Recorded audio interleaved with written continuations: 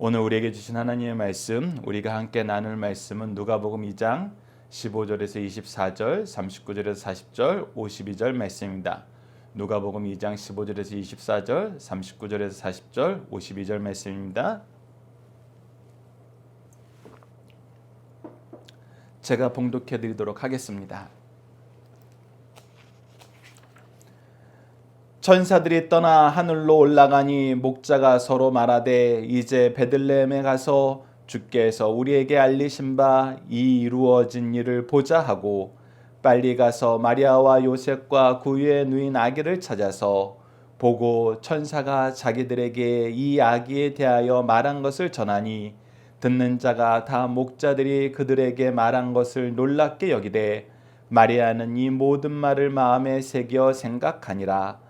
목자들은 자기에게 이르던 바와 같이 듣고 본 그 모든 것으로 인하여 하나님께 영광 돌리고 찬송하며 돌아가니라. 할례 8일이 되매 그 이름을 예수라 하니 곧 잉태하기 전에 천사가 일컫는 바리라. 모세의 법대로 정결 예식의 날이 참에 아기를 데리고 예루살렘에 올라가니 이는 주의 율법에 쓴 바 첫 해 처음 난 남자마다 주의 거룩한 자라 하리라 한 대로 아기를 주께 드리고 또 주의 율법에 말씀하신 대로 산비둘기 한 쌍이나 혹은 어린 집비둘기 둘로 제사하려 함이더라. 주의 율법을 따라 모든 일을 마치고 갈릴리로 돌아가 본 동네 나사렛에 이르니라. 아기가 자라며 강하여지고 지혜가 충만하여 하나님의 은혜가 그 위에 있더라. 예수는 지혜와 키가 자라가며 하나님과 사람에게 더욱 사랑스러워 가시더라. 아멘. 오늘 말씀을 주의 사역에 조력한 자들의 바른 신앙이라는 제목으로 함께 말씀을 나누도록 하겠습니다. 오늘 말씀은 여러분들 이 화면에 띄워진 대로 15절에서 24절, 39절에서 40절, 52절 이 세 부분으로 각각 나눠서 보게 됩니다. 우선 우리가 첫 번째 살펴볼 부분은 15절에서 20절 말씀을 목자들은 천사가 전한 말에 무엇하는 모습을 보여주었나요? 라는 내용으로 우리 함께 말씀을 나누도록 하겠습니다. 이 단락에서 오늘 본문 전체가 그렇지만 이 단락에서 우리가 키워드로 삼는 것은 순종, 증거, 예배, 영광 돌림입니다. 우선 하나님의 사역에 쓰임받는 조력자들은 어떤 삶의 모습을 보여주고 있느냐 우리가 보면은 바로 순종입니다. 우선 천사들이 예수 그리스도의 나심과 하나님께 영광 받는 것과 우리 모두가 그의 기뻐하심 안에서 평강을 누리는 것을 얘기하자 이제 목자들은 무엇하러 갑니까? 바로 천사들이 얘기해 준 대로 순종하는 삶을 삽니다. 그 순종의 모습이 무엇입니까? 15절에 나타나고 있습니다. 15절에 천사들이 떠나 하늘로 올라가니 목자가 서로 말하되 이제 베들레헴으로 가서 가서 보라 그랬기 때문에 가는 겁니다. 그리고 뭐 하자 그래요? 주께서 우리에게 알리신 바 이 이루어진 일을 보자라는 겁니다. 가서 보라 했을 때 가서 보는 것입니다. 이것이 단순한 것 같고 당연한 것 같지만 사실 우리가 인생을 살다 보면 이 일이 되지 않는 경우가 많습니다. 가라 그랬을 때 조금만 있다가요. 왜 지금 가라 그래요? 왜 저한테 가라 그래요? 우리가 성경에서도 그 예를 찾을 수 있죠. 바로 요나였습니다. 니느웨 성으로 가라 그러는데 왜 제가요? 왜 니느웨 성이에요? 그러면서 우리가 반대로 도망갑니다. 이처럼 우리가 하나님의 말씀 안에서 가서 보라라고 얘기할 때 이 말씀에 순종하지 못하는 경우가 있습니다. 사실 저는 말씀 중심, 예배 중심 이것이 가장 중요한 신앙의 두 축이고 우리가 지켜야 되는 내용이라고 생각하고 그것이 중요하다고 여겨서 아버지와 함께 강성성경연구원을 만들고 강성성경 예배를 시작했습니다. 그렇다면 이 말씀 안에서도 우리가 성경 안에서도 끊임없이 예배를 향하여 말씀을 향하여 가서 보라 하는 말씀이 많이 있습니다. 그런데 우리가 어떻게 사나요? 가서 보라 할 때 가서 보나요? 날마다 묵상하며 말씀을 가까이 하라 그럴 때 우리가 그럴 수 있나요? 그러지 못하잖아요. 그리고 그것이 정한 장소인 교회와 정한 시간인 예배 시간에 무조건 나와라 하는 거 사실 현대인들 얼마나 힘듭니까? 그래서 우리가 승리하는 삶 책자를 만들고 이렇게 예배를 온라인에 올리면서 여러분들이 각자 위치에서 우선 여러분들이 할 수 있는 한 가장 좋은 시간과 장소를 선택하여서 그것을 구분하여서 말씀을 나누라는 것입니다. 사실 이 부분을 우리가 시작하게 되면은 우리가 어떤 은혜를 누리고 있는가, 하나님의 말씀에 순종하면은 무엇을 경험하게 되는가, 오늘 본문 말씀에서도 우리가 확인하게 됩니다. 16절을 보시죠. 빨리 가서 마리아와 요셉과 그의 누인 아기를 찾아서 가서 보라 한 그 장소를 찾기 위해서 수고하는 것입니다. 이 노력을 하는 거예요. 그랬더니 어떻게 돼요? 보게 됩니다. 보게 돼요. 그리고 나서 놀라운 일이 발생하게 됩니다. 놀라운 일이 발생하게 돼요. 내가 가서 보게 된 거 내 생각과 내 의지로 먼저 시작한 게 아니었어요. 무엇이 있었습니까? 그곳에 하나님께서 우리에게 약속하여 주신, 하나님께서 먼저 일하신 일하심의 역사가 있었어요. 내가 가서 보는 것은 내 노력으로 무엇인가를 쟁취하기 위해서 간 것이 아니라 하나님께서 우리를 위해서 보내주신 메시아를 보기 위해서 가는 거예요. 이미 하나님께서 우리에게 이루신 일을 보러 가는 것입니다. 그래서 그것을 발견하게 되는 거예요. 우리가 예배에 나오는 거, 말씀의 자리로 나오는 거, 우리가 무엇인가 노력해서 학원이나 학교에 가서 내가 거기서 공부해야지 뭔가 더 얻을 수 있어. 물론 그런 의미도 있어요. 그런데 더 근본적인 것, 더 좋은 것은 나에게 이곳을 주신 하나님의 은혜를 경험하는 것입니다.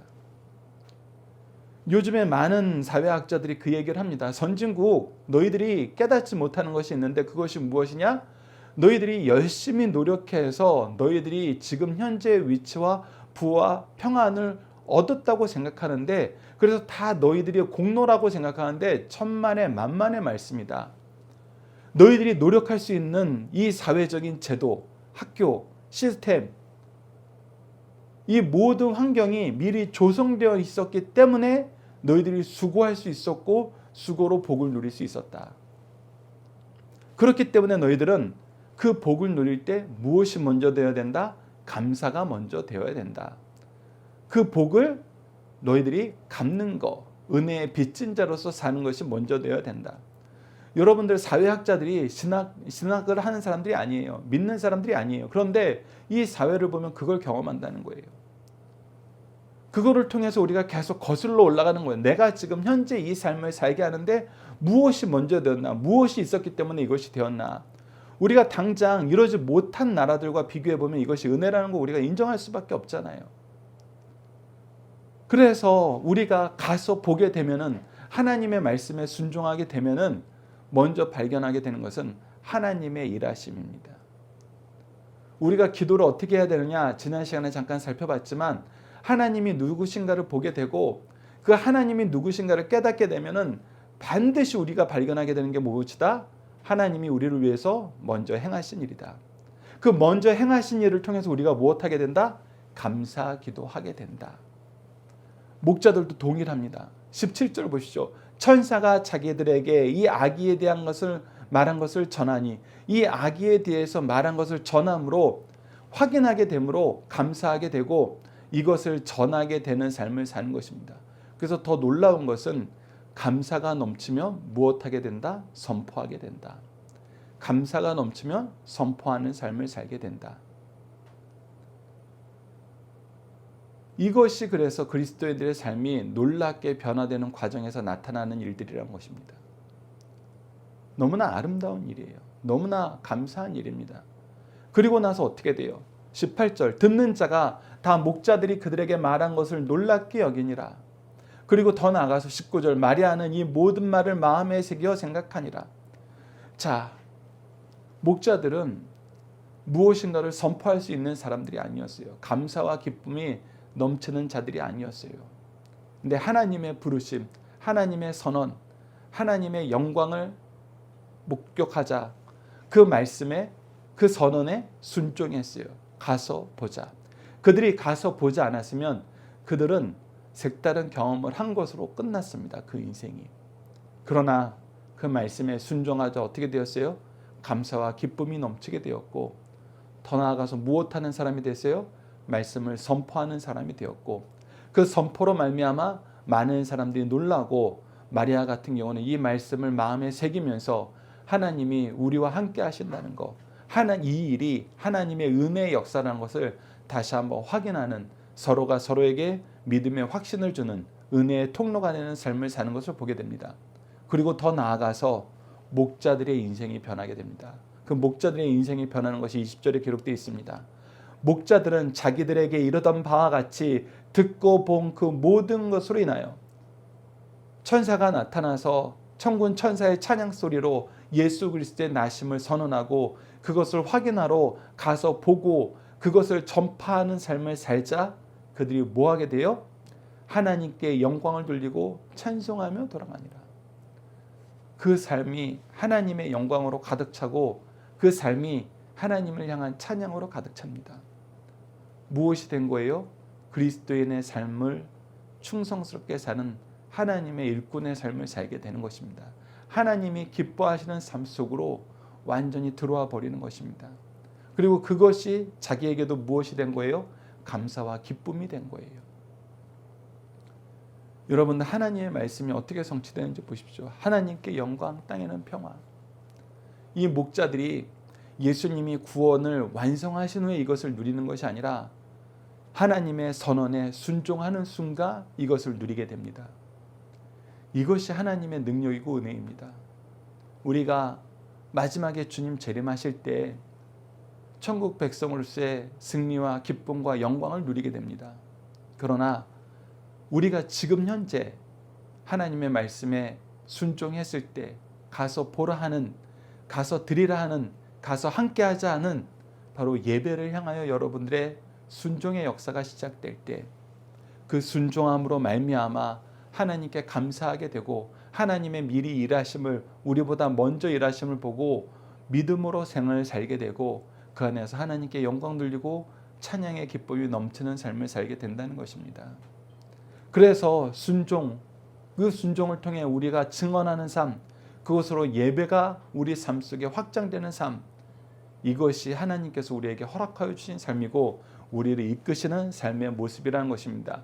이 내용을 우리가 함께 묵상하기 말씀을 통해서 좀 더 보도록 하겠습니다. 히브리서 11장 8절을 보시죠. 믿음으로 아브라함은 부르심을 받았을 때 순종하여 장래 유업을 받을 땅으로 나아갈새 갈 바를 알지 못하고 나아갔으니, 믿음의 조상 아브라함의 처음 시작은 무엇이었어요? 순종이었습니다. 가라 할 때 가는 거였어요. 로마서 10장 13절에서 15절을 보십시오. 누구든지 주의 이름을 부르는 자는 구원을 받으리라. 예수 그리스도를 통하여 우리가 받게 된 가장 큰 복은 바로 이 복이죠. 믿음으로 말미암아 구원을 받는 것. 그런데 이 믿음으로 말미암아 구원받은 은혜는 우리에게 어떻게 오게 됐냐는 거예요. 어떻게 전달되게 됐냐는 거예요. 그 아래에서 14절 15절에서 봅니다. 그런즉 그들이 믿지 아니하는 일을 어찌 부리요, 듣지 못한 일을 어찌 믿으리요, 전파하는 자가 없이 어찌 들으리요, 보내심을 받지 아니하였으면 어찌 전파하리요. 즉 누군가가 와서 전하였기 때문에 듣고 믿게 되었다는 것입니다. 그렇다면 중요한 건 뭐였어요? 와서 전파하는 그 사람들이었어요. 그래서 뭐라 그런 겁니까? 기록된 바 아름답도다 좋은 소식을 전하는 자들의 발휘함과 같으니라. 그래서 누가 하나님의 일꾼이다, 누가 하나님의 승리의 역사를, 믿음의 역사를, 구원의 역사를 모든 사람에게 전해주는 축복의 통로, 복의 근원이 되는 것이다. 아름답도다 좋은 소식을 전하는 발들이요. 바로 땅끝까지로 복음을 전하라는 그 말씀에 순종하는 자들. 자, 그래서 첫 번째 순종은 와서 보라는 것입니다. 우리가 주의 전으로 나와서 하나님께서 우리를 위해서 준비해 놓으신 교회에 나와서 하나님께서 우리를 위해서 미리 준비해 주신 말씀으로 들어와서 그것을 보고 듣고 믿고 전파하는 삶을 살게 되었을 때 우리는 하나님의 축복의 통로로서 하나님께 영광 돌리고 하나님께서 우리에게 주신 그 사명을 온전히 수행하면서 승리하는 삶을 살게 된다는 것입니다. 이것을 여러분들 기억하시고 이 은혜의 역사를 위해서 우리에게 허락하신 모든 것에 감사함으로, 기뻐함으로, 영광 돌림으로 하나 되는 삶을 살길 바랍니다. 자, 두 번째 단락입니다. 21절에서 24절입니다. 이 부분은 마리아와 요셉은 무엇을 지키는 삶, 순종하는 삶을 보여주나요? 무엇에 순종하는 삶을 사냐는 것입니다. 이 단락에도 당연히 키워드는 순종, 하나님의 말씀, 질서 기뻐함입니다. 자, 마리아와 요셉, 하나님의 구속의 은혜에 하나님의 주의 사역에 조력하는 사람들이었고 가장 열심히 하는 사람들이었습니다. 이들은 무엇을 지키는 것이 가장 중요했나요? 21절을 보십시오. 할례할 8일이 되매 그 이름을 예수라 하니 곧 잉태하기 전에 천사가 일컫는 바 모세의 법대로 정결의 날이 참에 아기를 데리고 예루살렘으로 올라가니, 즉 그들이 순종한 것은 규례였어요. 율례와 규례였습니다. 사가랴와 엘리사벳이 열심이었던 것처럼 마리아와 요셉도 하나님이 세우신 말씀, 규례, 율례의 열심이었습니다. 그리고 천사가 직접 얘기해 준 대로 그 이름을 예수라고 합니다. 우리가 사가랴와 엘리사벳의 경우에서처럼 그 이름을 요한이라고 하려고 그랬을 때 이 두 가지를 다 지키는 것이 얼마나 힘든지 알고 있었어요. 규례대로 율례대로 하나님 말씀으로 사는 거 올바른 겁니다. 그런데 하나님의 말씀은 없지만 많은 사람들이 따르는 전통이 있었어요. 그 아이의 이름을 아버지의 이름, 아버지가 너무 훌륭하기 때문에 그 이름을 따라서 사가랴라 하고 싶었어요. 이것은 결코 나쁜 것이 아닙니다. 좋은 거예요. 왜? 우리 가문에 주신 믿음의 유산을 우리가 함께 이어나가자. 이 신앙의 선조의 모습을 우리가 지켜나가자. 이것 때문에 그 아버지, 훌륭한 아버지 이름을 따르는 건 좋은 것입니다. 그런데 그것보다 더 중요한 게 무엇이었어요? 하나님의 직접적인 명령을 따르는 거였어요. 그래서 그것을 처음에 실행하고자 했을 때는 어땠어요? 오히려 사람들에게 미움을 받았어요. 의아해했어요. 의심을 당했어요. 그러나 이 일을 했을 때 하나님의 영광이 나타났습니다. 사가랴의 입이 풀리면서 이것이 하나님의 일이라는 것을 보게 되었어요. 그리고 사가랴를 통해서 무엇이 선언됐습니까? 우리 민족을 향한 하나님의 구원의 계획과 이 구원의 계획을 이루는데 하나님께서 요한을 어떻게 쓰시고자 하셨는지 그 아버지 입에서 하나님의 뜻의 선포가 이루어졌습니다. 그리고 나서 모든 사람들이 기대하게 됐어요. 이 아이를 통해서 무슨 일이 일어날까? 동일합니다. 예수님의 탄생 안에서도 예수님의 어머니 마리아와 요셉은 하나님이 우리에게 세워주신 규례와 율례를 지키기 기뻐했어요. 그것이 무엇입니까? 할례할 8일이 되매 모세의 법대로 정결 예식을 위해서 예루살렘에 올라갔던 것입니다. 그리고 천사가 가르쳐준 대로 그 이름을 뭐라 그래요? 예수라고 부릅니다. 이렇게 한 이유에 대해서 23절에 얘기합니다. 이는 주의 율법에 쓴 바 첫 해 처음 난 남자마다 주의 거룩한 자라 하리라 한 대로 아기를 주께 드리는 것이다. 하나님께서 정해주신 율례에 따라서 그 모든 것을 지키는 것.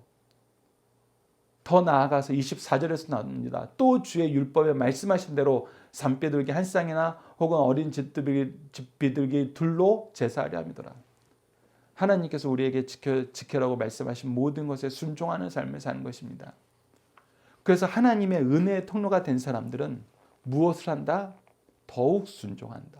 더욱 순종한다. 현대적으로 얘기하면 무엇이다? 우리가 예배에 더욱 순종한다. 내가 하나님의 일꾼으로 쓰임받는다. 하나님이 나에게 주신 사명이 가장 중요하다 그랬을 때 여러분들 그 사명이 모든 것을 대신한다고 생각할 때가 있어요. 그러나 우리가 누가복음에서는 특히 더 강조하는 것이 있습니다. 그 주변에 있는 사람들, 예수님 주변에 있는 사람들, 그리고 더 나아가서 예수님까지도 계속해서 무엇을 하세요? 하나님의 말씀에, 하나님의 규례에, 하나님이 세우신 질서에 순종하는 것을 더욱 열심히 하십니다. 그래서 사실 교회 리더는 어떤 사람이 돼야 되느냐? 가장 기본적인 주일 성수와 11조 이 두 가지를 내가 가장 우선시하는 사람이 교회 리더가 돼야 돼요. 말씀 연구가 내 삶의 중심이 된 사람이 교회 리더가 돼야 돼요. 우리가 교회 리더를 뽑을 때 교회가 성장하게 되고 규모가 커지게 되면 여러 방면에 여러 일꾼이 필요합니다. 우리가 놀랍게도 이 부분은 사도행전을 통해서 확인하게 되죠. 사도들은 뭐 한다 그래요? 이제 말씀과 기도하는 일에 전념하고 집사들을 세워서 여러 분야의 일을 돕는다 그럽니다. 그런데 성경에 기록되고 하나님이 쓰시는데 기쁘게 여기심을 받은 집사들은 어떤 사람들이었어요? 예배하는 자들이었어요. 말씀 전하는 자들이었어요. 말씀으로 성도를 이끄는 사람들이었어요. 오히려 악하다고 기록된 집사들은 누구였습니까? 집사는 누구였어요? 오히려 교회를 배신한 사람들이었어요. 분쟁하는 데 쓰임받는 사람들이었어요. 여러분, 그래서 우리가 잘 봐야 됩니다. 우리는 어떤 삶을 살아야 되는가? 순종하는 삶을 살아야 된다. 특히 우리는 무엇에 순종해야 된다? 예배와 말씀에 순종해야 된다. 이것이 하나님께서 우리를 위해서 미리 준비해 주신 것이기 때문에, 예수 그리스도의 탄생을 미리 준비해 주신 하나님께서 그 예수님의 구속의 은혜를 통해서 우리에게 무엇을 준비해 주셨어요? 교회를 준비해 주셨어요. 이것은 우리가 예수님의 말씀과 마태복음 16장 16절에 나타나는 베드로의 고백 이후에 예수님께서 교회를 세우신다고, 그 교회를 통해서 우리에게 천국의 열쇠를 주신다는 이 우리의 믿음의 역사가 이 교회를 통해서 이루어진다는 걸 얘기하시고, 에베소서를 통해서 교회가 어떤 것인지 선언한 걸 통해서 분명히 드러납니다. 그리고 요한계시록에도 무엇을 중심으로 얘기를 시작해요? 바로 7교회를 중심으로, 교회를 중심으로 얘기를 시작합니다. 하나님의 역사의 중심에는 교회가 있다는 것은 변함이 없어요. 그 교회 중심에는 하나님의 말씀이 있다는 것은 변함이 없어요. 그렇기 때문에 여러분들, 은혜를 강구하시는 분들, 은혜를 올바로 쓰시고자 원하시는 분들, 교회와 말씀, 예배와 말씀으로 여러분들의 삶을 조율하시기 바랍니다. 자, 이 부분도 우리가 함께 묵상할 말씀을 통해서 좀 더 보도록 하겠습니다. 첫 번째는 누가복음 1장 31절입니다. 보라, 내가 잉태하여 아들을 낳으리니 그 이름을 예수하라.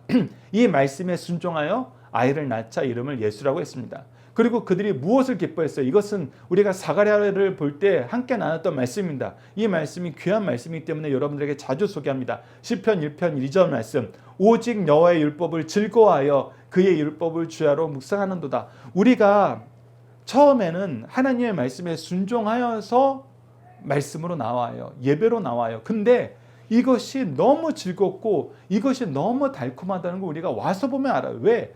하나님께서 우리를 위해서 준비해 주신 것은 우리에게 복된 것들이거든요. 우리의 기쁨과 우리의 평화를 이끄는 것들이에요. 우리에게 생명을 주는 것들입니다. 그렇기 때문에 이것이 달고 좋아요. 달고 즐거워요.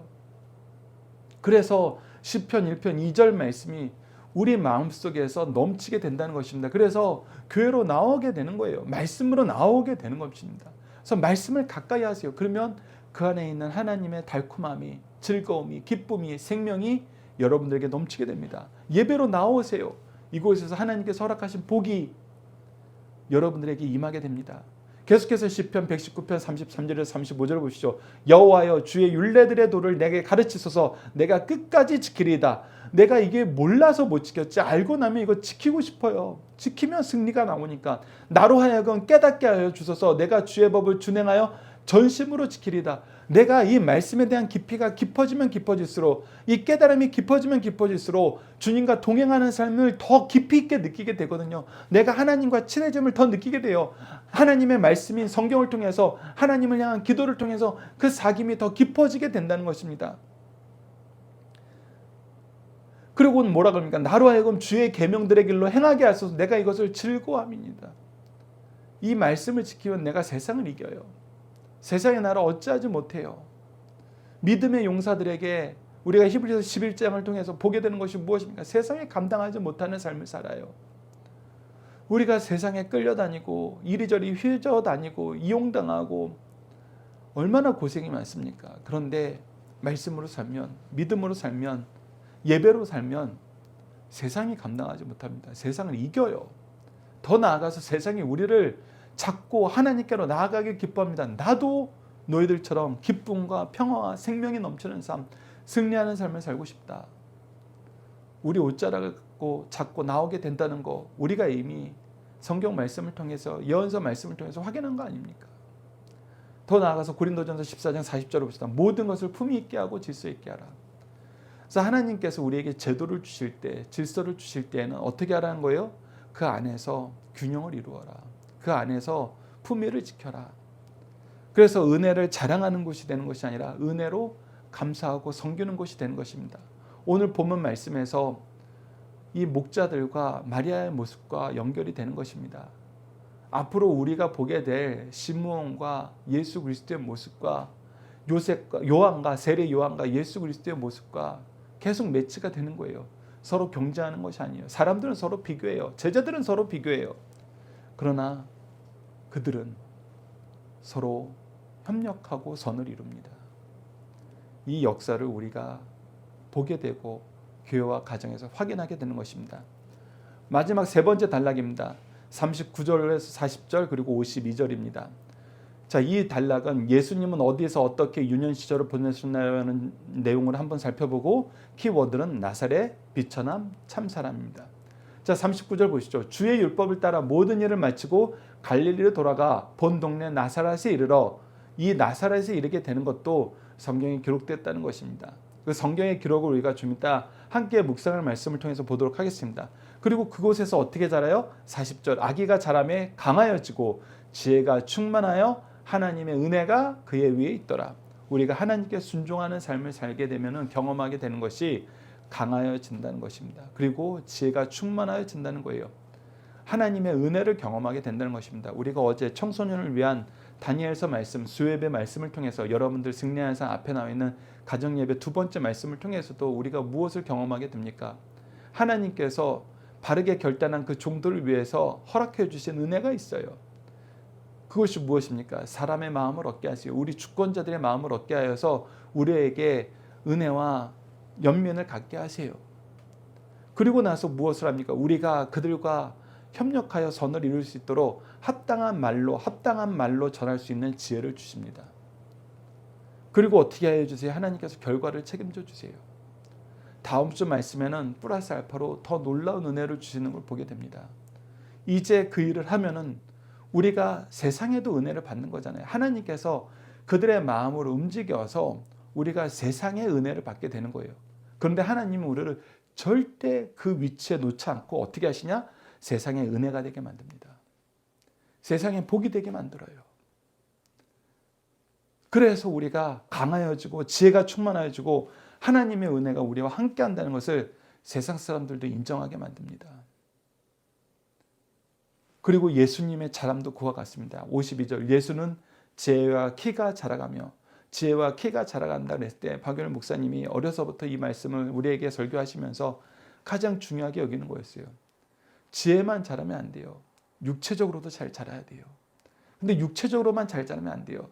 지혜도 자라야 돼요. 그리고 무엇이 충만해야 돼요? 하나님과 사람에게 더욱 사랑받는, 이것은 우리가 영적으로도 심정적으로도 우리가 잘 자라게 된다는 거예요. 속된 말로 사랑받으면서 자란 아이들이 사랑이 부족한 곳에서 자라고 사랑을 받지 못한 곳에서 자란 아이들하고 다르다는 거 우리가 알잖아요. 가끔 드라마에서도 그런 표현이 나오더라고요. 당신은 참 사랑 많이 받고 자란 것이 겉으로 드러나. 보기 좋아. 그리고 부러워. 이 말씀을 우리가 세상에 선포하게 된다는 것입니다. 우리는 사람의 사랑은 적게 받을 수도 있어요. 그러나 누구의 사랑을 충만하게 받으면서 살게 돼요? 하나님의 사랑은 충만하게 받으면서 살게 돼요. 여러분 그러면서 기승전결 예배와 말씀일 수밖에 없는 게 우리가 무엇을 통해서 하나님의 사랑을 경험하게 됩니까? 바로 예배예요. 예배입니다. 우리가 예배가 우선되었을 때 무엇을 발견하게 되는지 아세요? 우리가 이전에는 이런 상황에서는 예배 못 드려. 일이 너무 많아서 예배 못 드려. 사람들이 꼭 주일날 일해달라 그래. 한국 사회가 서비스 사업이 중심이 된 사회로 전환되었기 때문에 이런 일이 많을 수밖에 없습니다. 그런데 예배가 먼저 되었을 때 놀라운 거예요. 제 주위에도 이것을 결단하고 실천하자 놀랍게 감사가 넘치는 분이 있어요. 최근에도 있어요. 예전에 제가 고향교회에서도 이 결단이 되었을 때 우리 이전보다 더 좋은 삶을 살고 더 좋은 은혜 속에서 그것을 경험하고 간증하시는 분들, 우리에게 선포하시는 분들을 많이 봤어요. 무엇입니까?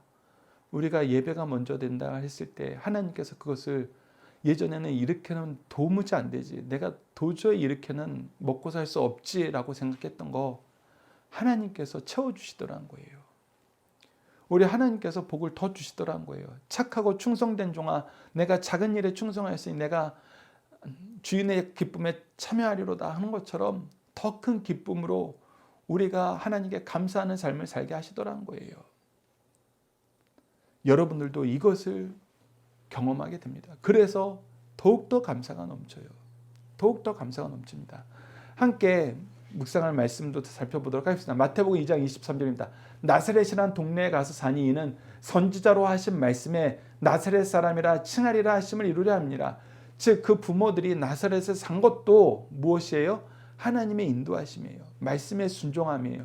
근데 나사렛이란 곳이 언제 어떻게 선지자에게 선언되었느냐 했을 때 우리가 이 부분에 대해서는 두 가지 이론이 있습니다. 두 가지 신앙적인 분석이 있어요. 그것은 무엇이냐면 먼저 성경 어디에 기록되어 있느냐라고 했을 때 이사야서 11장 1절 이새의 줄기에서 한 싹이 나며 그 뿌리에서 한 가지가 나서 결실할 것이요 라고 얘기하면서 이새의 줄기로 난 예수 그리스도께서 어디서 났냐, 이 싹이 바로 나사렛, 이 원어가 비슷하다는 것입니다. 그래서 그 싹이라는 곳에서 파생된 단어가 나사렛이라는 거 아니겠느냐. 그래서 이것을 이렇게 본다라고 얘기하는 경우도 있지만 두 번째 경우는 어떤 경우냐면 이사야 49장 7절에 메시아가 오시면 어떤 삶을 사느냐라고 했을 때 이스라엘의 구속자, 이스라엘의 거룩한 이이신 여호와께서 사람에게 멸시를 당하는 자, 백성에게 미움을 받는 자, 관원들에게 종이 된 자에게 이같이 이르실 때 바로 이처럼 비천한 삶을 살게 된다는 거예요. 그래서 예수님께서 나사렛 출신이란 것 때문에 우리가 요한복음을 통해서 확인했던 것처럼 나사렛에서 무슨 선한 것이 나겠느냐, 그의 제자도 그랬고 예수님을 공격하는 관원들도 제사장들도 그렇게 얘기했어요. 그런데 어떻게 했어요? 그것을 태어나시고 그것을 사시고 그것을 사역하셨어요. 그래서 이처럼 비천한 삶을 살게 된다는 이 예언에 따라서 그 당시에 가장 비천한 동네였던 나사렛 동네에서 사시게 된 것이 아니겠느냐. 이 두 가지 이론이 있습니다. 이 두 가지 다 근데 본질은 뭐예요? 예수님께서 비천하게 사신다. 대접받지 못하는 곳에서 사신다. 요즘 말로 하면은 사랑받지 못하고 주목받지 못하는 삶을 산다. 그럼에도 불구하고 우리가 앞서 살펴본 말씀은 뭐예요? 사람들과 하나님께 사랑하심과 은총을 받는 삶을 살았어요. 그래서 그 말씀에 권위가 있었어요. 그래서 하나님의 은혜의 역사가 세상적인 환경을 뛰어넘는다는 거 우리에게 반드시 깨닫게 하시고 보여주시고 경험하게 하십니다. 히브리서 4장 15절도 보십시오. 우리에게 있는 대제사장은 우리의 연약함을 동정하지 못하시리가 아니요 모든 일에 우리와 똑같이 시험을 받으니로되 죄는 없으니라. 그러면서도 동일하게 예수 그리스도가 우리에게 본이 되신 이유는 뭐예요? 우리가 받는 모든 고난, 괴로움, 낮춤, 비난, 모략 다 당하고 나서도 뭐 하셨어요? 하나님의 의를 이루시는 삶을 살았어요. 죄가 없으신 삶을 살았어요. 그래서 우리가 예수 그리스도의 의를 힘입어 예수 그리스도의 의를 우리가 옷 입어 우리가 하나님께 나아가게 되는 거 아닙니까? 이 내용을 여러분들이 기억하시면서 함께 감사하는, 함께 순종하는, 함께 기뻐하는 승리한 상 가족 여러분들, 강성성경연구원 여러분 되었으면 합니다. 우리가 중심사상 간략하게 보도록 하겠습니다. 첫 번째는 복음은 받은 즉시 전해야 한다. 목자들은 천사가 전한 복음을 믿고 즉시 찾아가 그리스도의 탄생을 확인하고 하나님께 영광을 돌렸다. 즉시 찾아가는 것, 이것이 무엇이다? 순종의 가장 좋은 모습이다. 그리고 이 복음을 모든 사람에게 전하였다. 오늘 우리도 주의 말씀을 믿고 하나님께 영광 돌리고 이를 이웃에게 전하는 신앙의 대열에 참여하자는 것입니다. 무엇이 이것을 이루었다? 순종이 이것을 이루었다. 두 번째입니다. 예수님은 율법을 폐하러 온 것이 아니라 완성하러 오셨다는 것입니다. 예수님의 부모들은 예수님의 출생으로 인한 율법 규례를 다 지켰어요. 중요한 겁니다. 중요한 거예요. 우리는 하나님의 질서를 지키면서 하나님의 의를 이루면서 하나님의 은혜의 사역자가 되는 것입니다. 우리가 하나님의 의와 하나님이 우리에게 하라고 명령하시고 지키면 좋은 모든 것을 우리가 임의대로 마음대로 할 수 있으라고 하라고 하나님이 우리에게 은혜 주신 거 아니란 거. 그래서 어떻게 했습니까? 출생한 지 8일 만에 할례 의식, 출산한 지 40일 만에 산모의 정결 예식, 그리고 첫 남자에 대한 헌신 예식을 바르게 행했어요.